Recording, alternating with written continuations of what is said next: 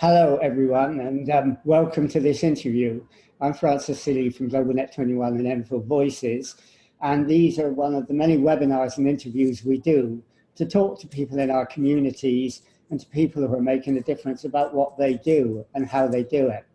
And today, we thought we would look at what is becoming a growing thing in society, and that's parents taking their children out of school and educating them themselves, and it's called homeschooling.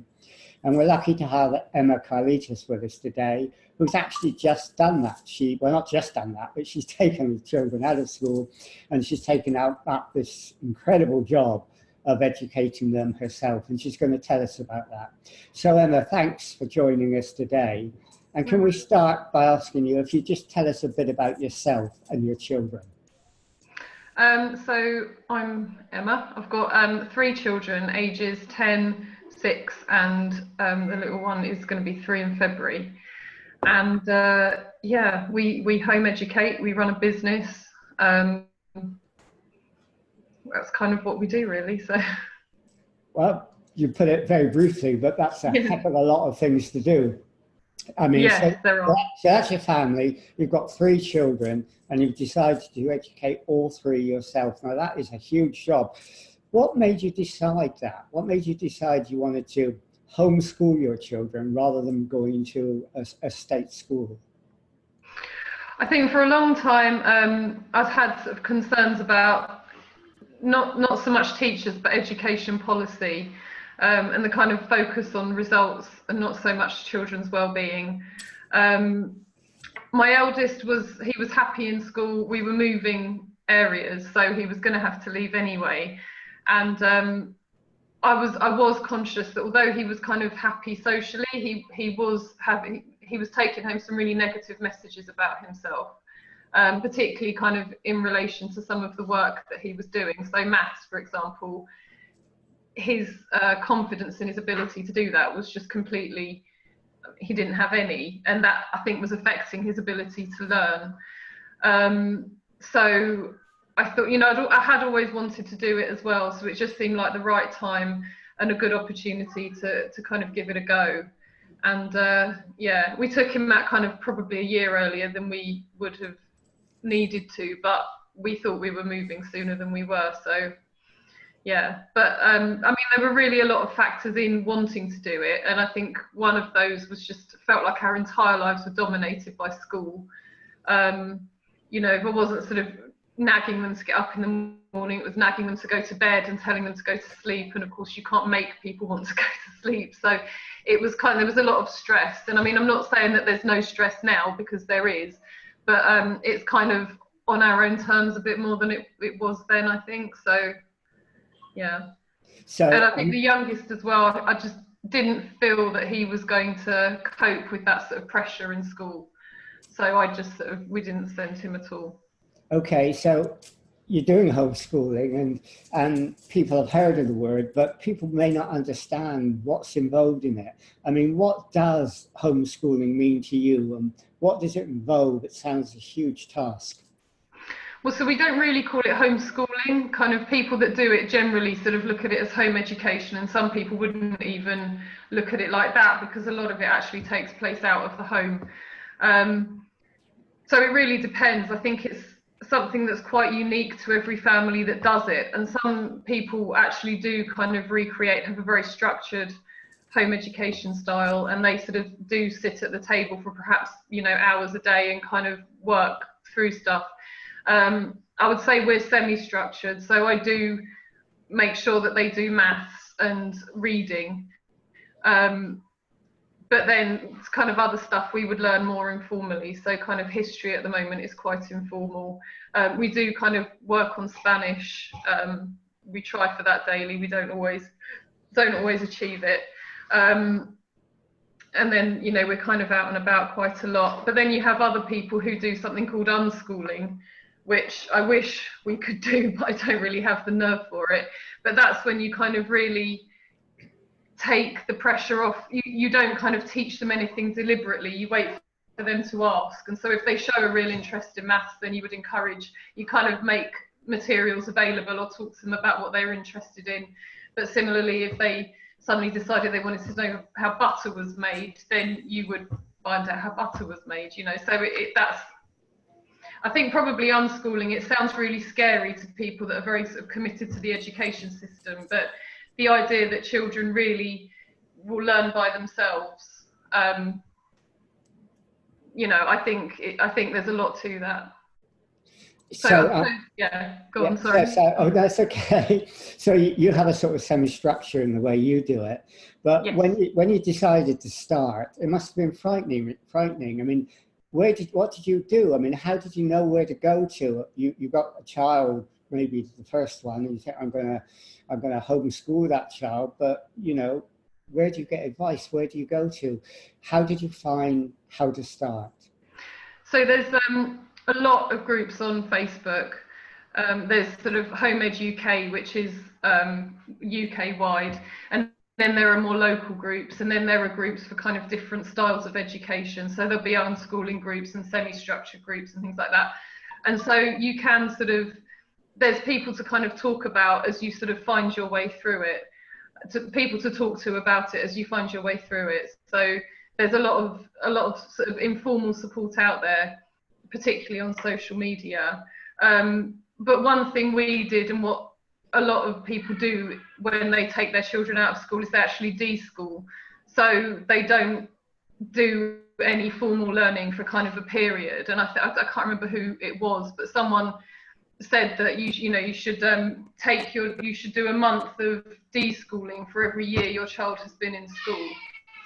And actually that's quite important to kind of get, because for parents, you know, we need to try and get ourselves out of the school mindset as well, and the kind of pressure that you have to be able to do this at this age, and that kind of, those national curriculum requirements, and just to sort of take the pressure off and find your new normal, if you see what I mean. So we did do a period of unschooling where we sort of did very little kind of academic work, and then gradually kind of introduced that after, I mean, we did probably 5 months of we took him out in September, so at the beginning of the year, and then we probably really started going back into it around sort of January time. So there was kind of 3 or 4 months really where we didn't do very much at all.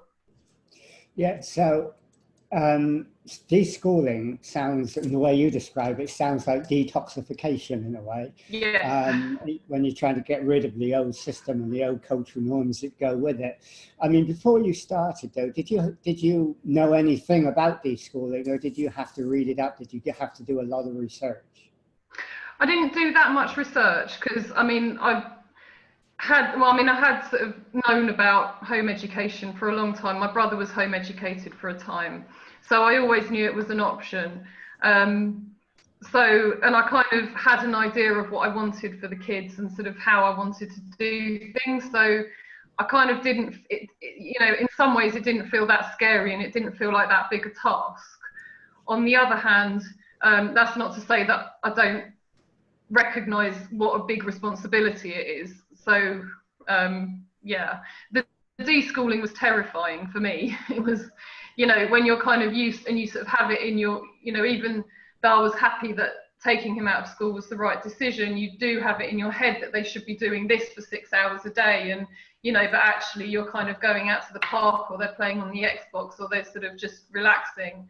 That is, you know, that was quite frightening, but I think it was the right thing to do. And actually, you know, I think as things have kind of gone on, it has worked out.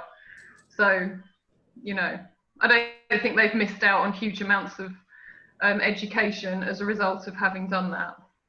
So when you start off, I mean, do you get worried that it's going to be a lonely process, or do you fairly quickly find other people who are, you know, deschooling and homeschooling as well?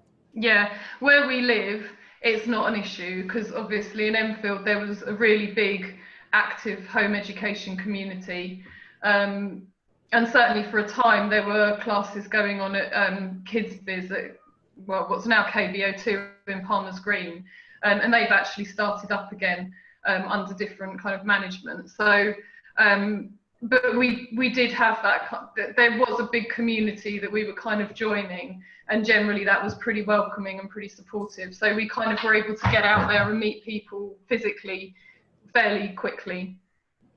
So if someone wanted to homeschool, how would they find these communities?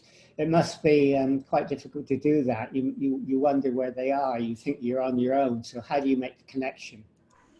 You would so I'm just going to turn my phone down. You would put home education into Facebook, and it will all come up because there's so much of it.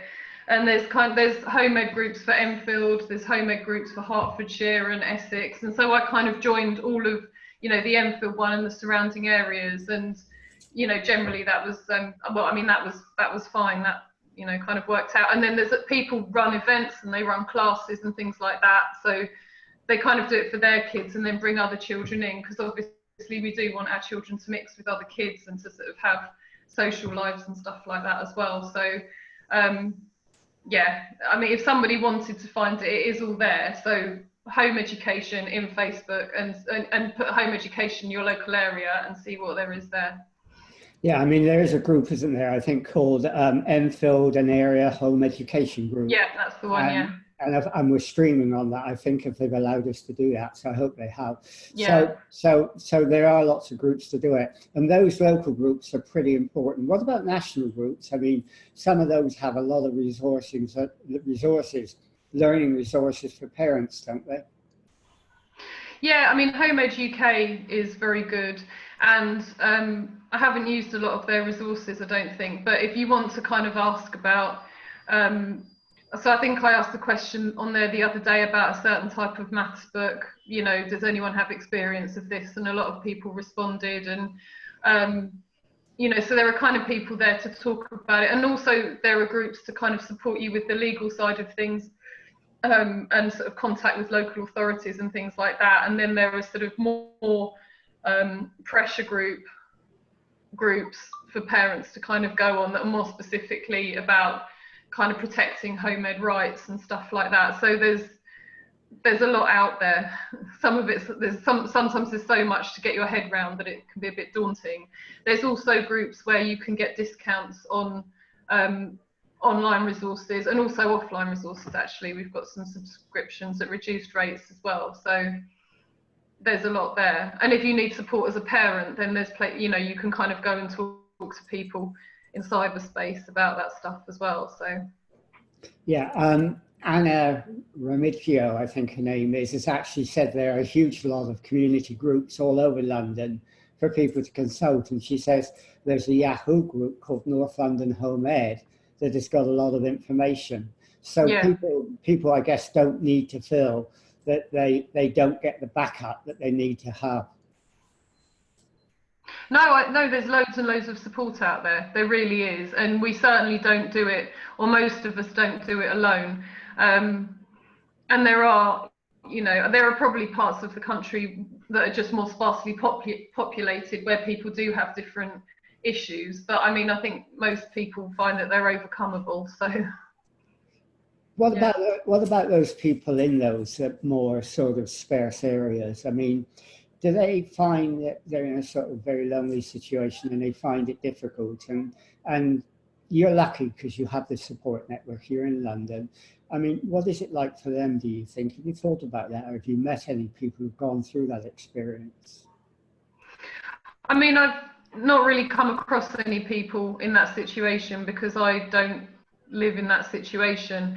Occasionally people will kind of say, and actually even people kind of where we live will sort of sometimes come on the group and say, you know, I need to find somewhere for my child to socialise, but there's normally people quite ready to do that.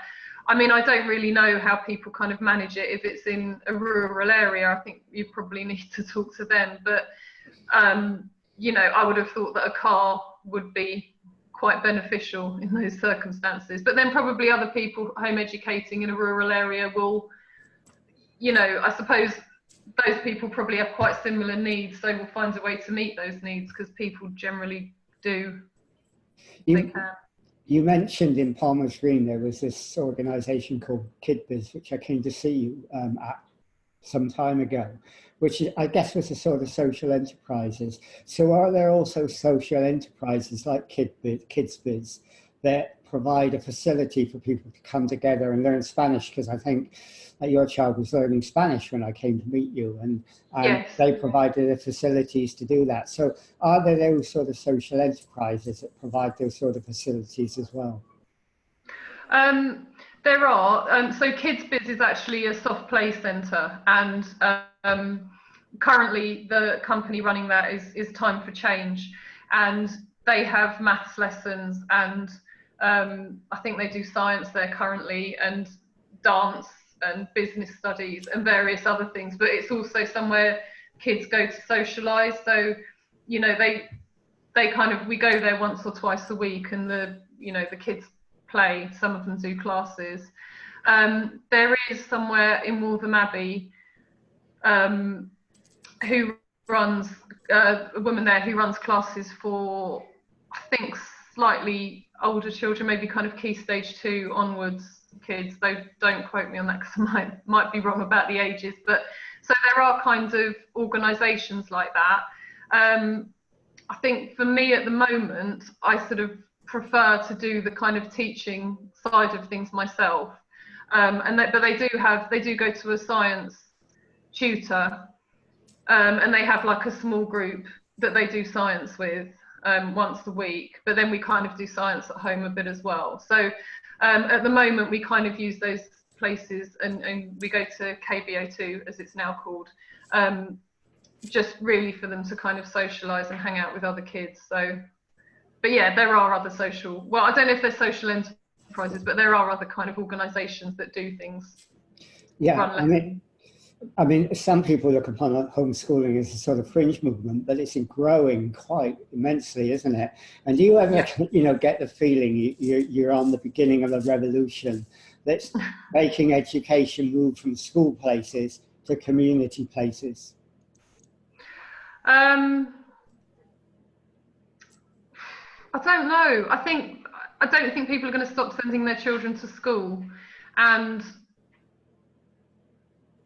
I think a lot of people are concerned with how the education system is going. So I don't know whether, I mean, and there have been a lot of, there has been a big increase in home education. But I mean, as you know, I think part of that has been because children are being off-rolled from school, which is something I don't think that's a good thing at all. I think home education has to be a decision for the family. It should be a decision for the family. And they should make it because it's the right decision for them, not because their kids sort of aren't likely to get good enough GCSEs. Is it a revolution? I don't think so. I think honestly people are going to mostly want to keep their children in school. Okay, but because school exams and so on are so stressful on children and on parents, people are becoming disillusioned with the education system. And as you mentioned, a lot of parents who are homeschooling are doing not because they choose to do it, but because their child has been excluded for behavioural reasons or any reason, often for reasons that the head wants to make sure their school stays up in the league, so they don't want problem children, as they call them, there. I mean, that doesn't help the homeschooling movement, does it? When you have people compulsorily made to homeschool because they're not allowed into the school system. I don't know. I mean, and it's anecdotal. I can only say anecdotally because we weren't in that position. But I think for some people whose kids have been off-rolled for whatever reason, and often it's SEN issues, and perhaps the school can't afford to provide the support that kid needs. But actually a lot, I say a lot, I mean, it has been the case, I think, that some people have had their kids off-rolled and actually found it a bit of a blessing in disguise, and really found the positive, the benefits of home ed. Yeah, I don't know. I mean, it is growing. I don't know that it's going to be completely mainstream. I mean, maybe it will be. I'm not sure that the government would allow it to become completely mainstream either. I think I think there would be some resistance to that, and certainly there has been. There was a bill proposed in the House of Lords recently that kind of called for or asked for more monitoring of home educated kids. And the concern there is obviously that it kind of takes away that independence that we have, which is really, really valuable. You know, people don't take their children out of school generally to not educate them. They take them out of school because they want to educate them better than what they feel they're getting in school. So, you know, it is obviously quite a controversial area. Well, one of the controversies, you know, and I guess why governments are concerned is that they feel that if you have homeschooling, you can indoctrinate your child into an extreme ideology or an extreme religion or some weird idea, and there's no control over that. And so they're worried that, you know, you're capturing a child and not giving them the diverse experience that they should have. Yeah, I mean, I think that, you know, that's possible with home education, but it's also possible if kids go to school. And I think one of the things that gets confused is kind of home educators and kind of unregistered schools or unlicensed schools, which can be an issue and often are kind of places of indoctrination, or I think can be. I don't want to say they all are because they might well not be, but you know, I think there are sort of two different things going on there.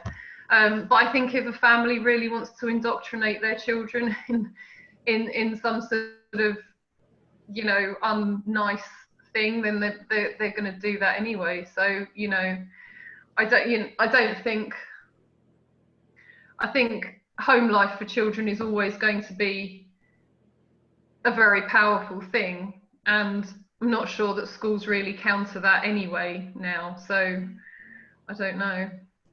Yeah, I mean, but it's because of things like that that Terry Loams has said. He's just put this up on the site, saying that he feels that governments are becoming more suspicious and less tolerant of homeschooling, and they're trying to give a message it's not particularly a good thing to do. I mean, do you get the feeling, Emma, that there is this increasing mood of suspicion that the government is sort of keying into? I think that's felt in the home education community. I honestly haven't personally felt that myself. I haven't experienced that myself. Enfield, when we deregistered, were very kind of, you know, we had to sort of send them information about what we were doing, and they offered us a visit, but which legally you don't have to let them into your home or show them what work your kids are doing. But they do need to make sure that you're educating your kids. So I sent a detailed kind of piece of writing saying what we were doing or what we planned to do and what we had done and things like that, and they were fine with that. So I haven't felt that at all, but I know that there are local authorities that are more that do want more evidence and do kind of want to interfere a bit more.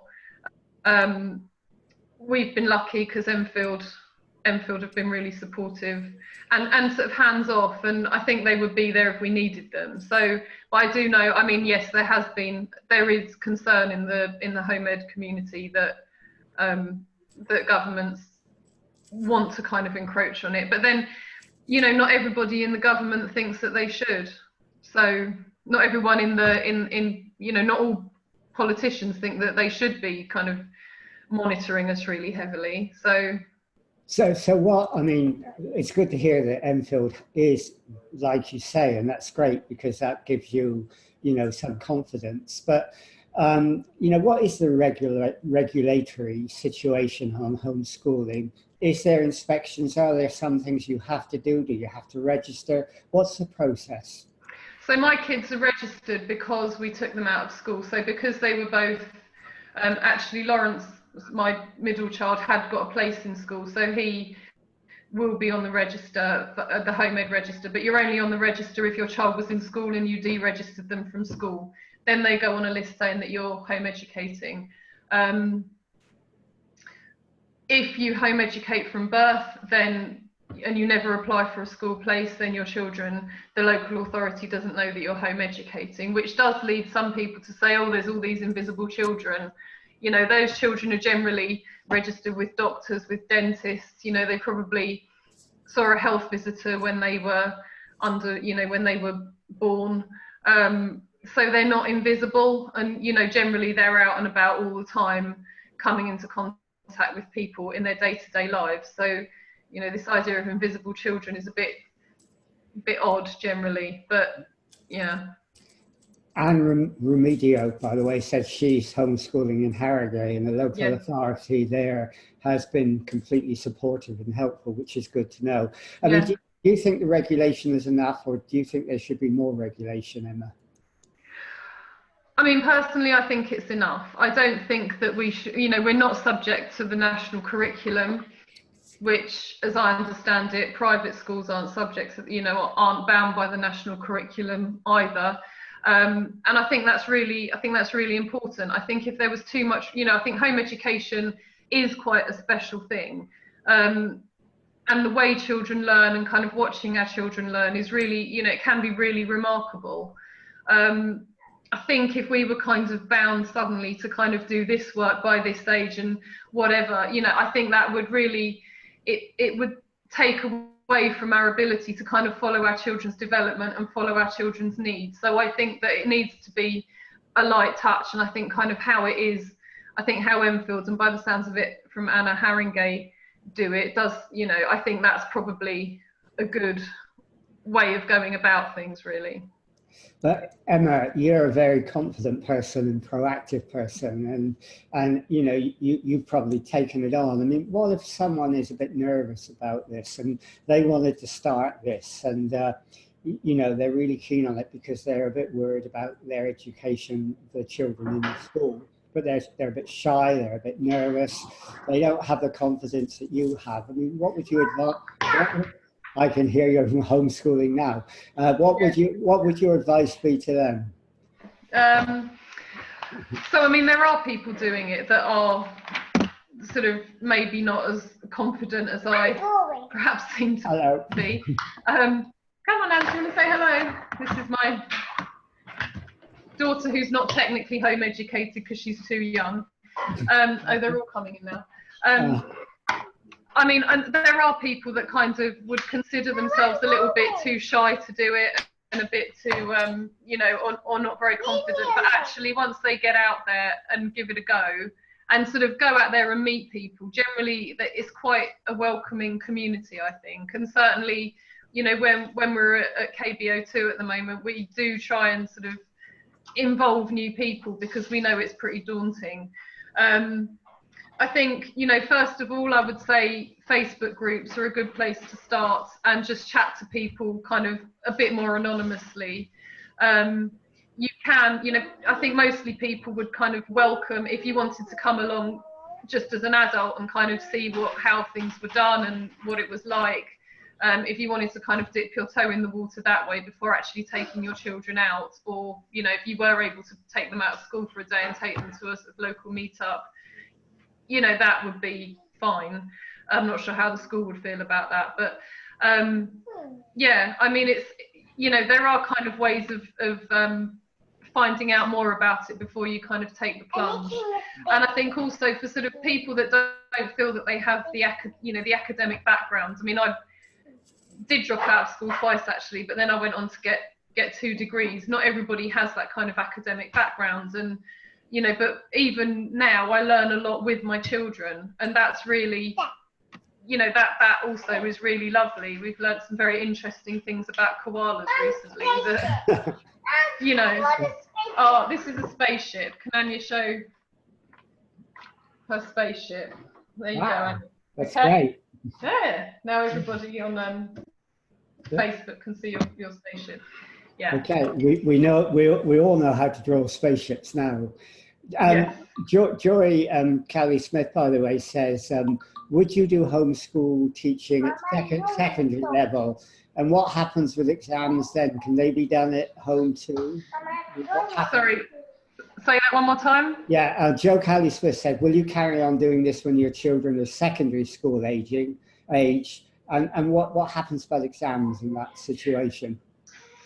So, I mean, anyone can do a GCSE. If you want to go and do a GCSE, you can go and do a GCSE, Francis. You just need to find an exam centre where you can sit it, do the work, and go and sit the GCSE. So, at the moment, I plan to carry on home educating through secondary education.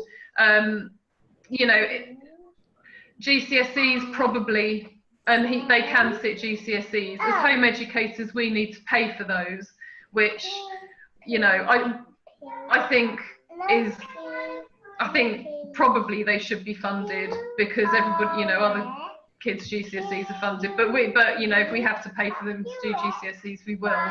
But then that said, you know, GCSEs aren't compulsory, and this is another thing that we, you know, kind of school makes you think, or you know, certainly when I was at school, and I know from people who have children in secondary school now, the pressure to get, you know, to have GCSEs is immense, and this idea that your life will be over if you don't is immense. And I mean, it's not the case. And I think a lot of, you know, there are home educated kids that are at university and doing extremely well at university. You know, and sorry, I've just seen Anna's comment there and it's distracted me. But yeah, but you know, if you go to a university and you can kind of show an interest in what you're doing and a passion for the subject that you've applied for, there's a good chance, I think, that they'll accept you. Or you do an access course and go around it a slightly different way. But there's ways and means, and I don't think GCSEs are the be all and end all. And actually, like Anna says, if you wanted to do GCSEs early or later, then that's a possibility as well. So. Okay, I mean, Tay Cornwall, by the way, says she also has positive experiences with Enfield and they've helped a great deal. We sort of come to the end of this now, but one final question. I mean, you're a busy person, you have a business, you do lots of other things, you're homeschooling. How in the heck do you time manage your life? How do I what? Time manage your life. Oh, I'm really, it's not my strong point. I feel like one of the downsides of home ed is that I feel like a bag lady most of the time, because I have to have, you know, a bag for this and a bag for that and a bag for just everything. So time management is a problem, and I think generally I prioritise the children and where they have to be, and unfortunately that means that sometimes I kind of screw up other things a little bit, but it's a challenge, you know, I'm not going to lie, time management is a big challenge. I have to try and, I suppose, keep hold of my diary and sort of make sure that I'm checking where I'm supposed to be at different times, but yeah, it's not always easy.